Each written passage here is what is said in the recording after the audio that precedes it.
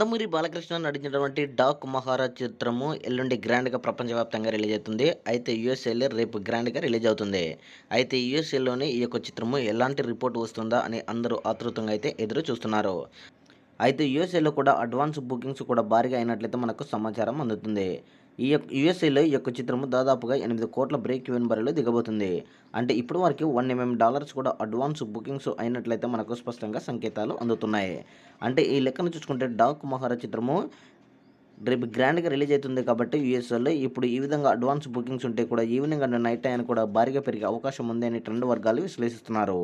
So, ఈరోజు release అయినటువంటి 'game changer' కూడా పాజిటివ్ అండ్ డివైడింగ్ టాక్ రావడంతో ఇక 'డాక్ మహారాజ్' సినిమాపై భారీగా అంచనాలు పెరిగాయనేది మనము స్పష్టంగా గమనించుకోవచ్చు.